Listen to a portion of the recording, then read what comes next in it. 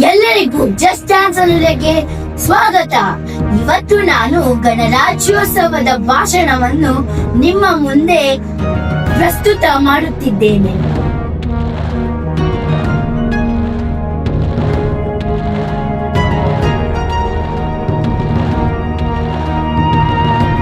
ಮಾನ್ಯರಾದ ಮುಖ್ಯ ಅತಿಥಿಗಳೇ, ಗೌರವಾನ್ವಿತ ಪ್ರಾಂಶುಪಾಲರೇ, ಮಾನ್ಯ ಶಿಕ್ಷಕರೇ ಮತ್ತು ನನ್ನ ಪ್ರೀತಿಯ ಸ್ನೇಹಿತರೇ, ನಮಸ್ಕಾರ.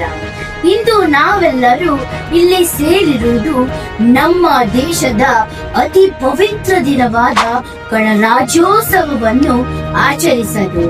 ಪ್ರತಿ ವರ್ಷ ಜನವರಿ 26ರಂದು ನಾವು ಈ ದಿನವನ್ನು ಹೆಮ್ಮೆಯಿಂದ ಆಚರಿಸುತ್ತೇವೆ.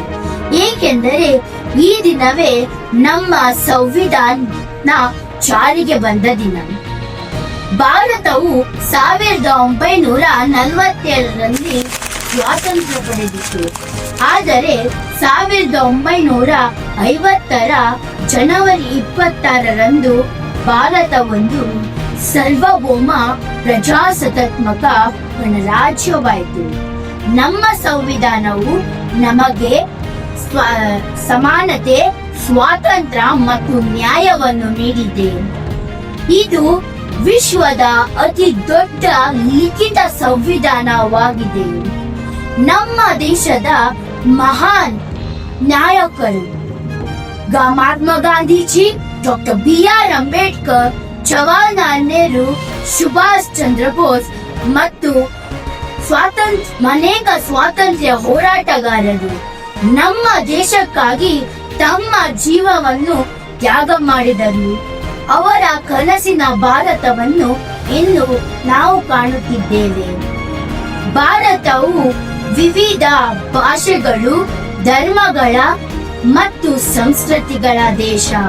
ಆದರೆ ನಾವೆಲ್ಲರೂ ಒಂದೇ ತಾಯಿಯಾದ ಭಾರತ ಮಾತೆಯ ಮಕ್ಕಳು. ವೈವಿಧ್ಯತೆಯಲ್ಲಿ ಏಕತೆ ಎಂದರೆ ನಮ್ಮ ದೇಶದ ಶಕ್ತಿ. ಪ್ರಿಯ ಸ್ನೇಹಿತರೆ, ನಾವು ಮಕ್ಕಳೇ ಆದರೂ ನಮ್ಮ ದೇಶದ ಭವಿಷ್ಯ ನಮ್ಮ ಕೈಯಲ್ಲಿದೆ. ನಾವು ಸತ್ಯವಂತರಾಗಬೇಕು, ಶಿಸ್ತಿನಿಂದ ಇರಬೇಕು ಮತ್ತು ಪೋಷಕರ ಹಾಗೂ ಶಿಕ್ಷಕರ ಮಾತನ್ನು ಗೌರವಿಸಬೇಕು. ಚೆನ್ನಾಗಿ ಓದಿ ಒಳ್ಳೆಯ ನಾಗರಿಕರಾಗಬೇಕು. ನಮ್ಮ ಸೈನಿಕರು ನಮ್ಮ ಸುರಕ್ಷತೆಗಾಗಿ ಗಡಿಯಲ್ಲಿ ನಿಂತಿದ್ದಾರೆ. ಅವರು ನಮ್ಮ ನಿಜವಾದ ಹೀರೋಗಳು. ಅವರನ್ನು ನಾವು ಸದಾ ಗೌರವಿಸಬೇಕು. ಈ ಗಣರಾಜ್ಯೋತ್ಸವ ದಿನದಂದು ನಾವೆಲ್ಲರೂ ಒಂದು ಪ್ರತಿಜ್ಞೆ ತೆಗೆದುಕೊಳ್ಳೋಣ. ನಮ್ಮ ದೇಶವನ್ನು ಪ್ರೀತಿಸುವೆವು, ನಮ್ಮ ಕರ್ತವ್ಯವನ್ನು ನಿಷ್ಠೆಯಿಂದ ಪಾಲಿಸುವೆವು, ಭಾರತವನ್ನು ಸದಾ ಮಹಾನ್ ರಾಷ್ಟ್ರವನ್ನಾಗಿ ಮಾಡುವೆವು. ಜೈ ಹಿಂದ್, ಜೈ ಭಾರತ ಮಾತೆ. ಧನ್ಯವಾದ.